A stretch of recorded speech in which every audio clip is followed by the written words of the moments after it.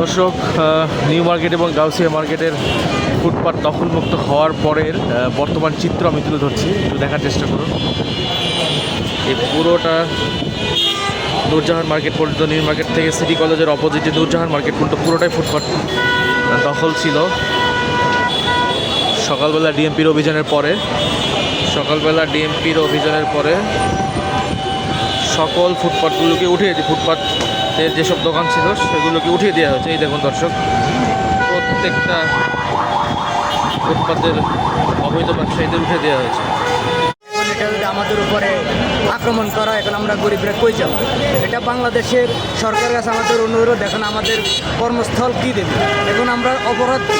আমরা ফুডে দোকানদারি করি, এটাকে আমাদের অপরাধ? আমরা তো চুরিও করি না, বাটপারি করি না, আমরা কারোর মাথা হাত বাড়িয়ে দিই, তাহলে আমাদের অপরাধ কি?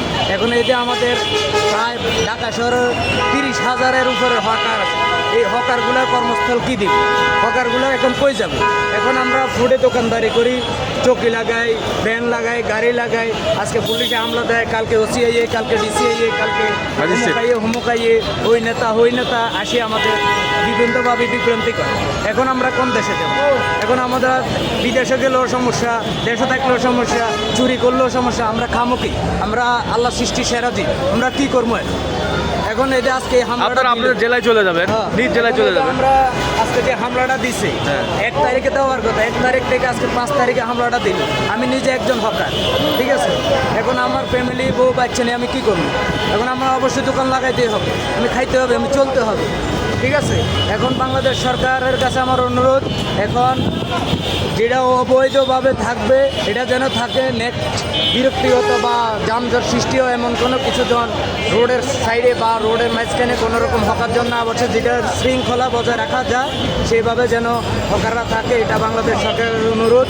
আর আমার কথা হয়েছে, সবাই দিন শেষে মানুষ, সবাই মুসলিম, আমরা যেন ভালোভাবে চলতে পারি, দেশ যেন শান্তিভাবে থাকে, দেশে যেন কোনো বিশৃঙ্খলা সৃষ্টি না হয়। বাংলাদেশের সরকার আসছে, বিএমপি ক্ষমতা আসছে, অনেক আইস করে বিএমপিকে ভোট দিয়ে এখন বিএমপি ক্ষমতা আসছে, এখন বিএমপি আসার পর আমাদের এই অবস্থা। এখন আমরা সাধারণ মানুষ কই যাব?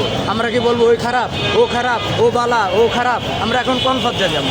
এটা এখন কোন আমরা তো এরকম ফুটপাতে তো ভাই দোকান দেওয়া অবৈধ। আপনাদের জেলাতে চলে যাবেন। এখন আমরা আমাদের জেলায় কীভাবে যাবো ভাই? আমরা আমাদের জেলায় কীভাবে যাবো? আমাদের এমন কোনো অর্থনীতি নেই, আমরা যা কটাকে এখানে রুজি করে বউ বাচ্চা নিয়ে চলি, তাহলে আমাদের জেলায় আমরা কীভাবে যাবো? আমাদের এমন ক্যাশ ক্যাপিটালও নেই, আমরা কোনো রকম ডালমেট ছেড়কে রুজি করে খাই। আপনার দেশে বাড়ি কই? আমার দেশে বাড়ি কুমিল্লা, থানা লাকসাম, জেলা কুমিল্লা। ওখানে কি ব্যবসা বাণিজ্য করার মতো? ওখানে ব্যবসা বাণিজ্য করার মতো এমন ইনকাম সুশি নেই ভাই, আমার অ্যামাউন্ট থাকতে হবে। আমি ঢাকা আসছি, হকারে করি, কোনোরকম ফ্যামিলি চালায়, পেট চালায়। এখন আমার তো এমন কোনো ব্যাংক ব্যালেন্স নেই, আমি একটা কিছু করবো। সবাই তো চাই সুখে থাকতে, কে কি চায়নি দুঃখে আসি রাস্তার উপরে রোদের মাঝে চলতে, রোদে বৃষ্টি ভিজি আমরা 2 রুজি করি, ওই হামলা আমরা কেন এত ত্যাগ স্বীকার করি? আমরা বাংলাদেশের জনগণ না?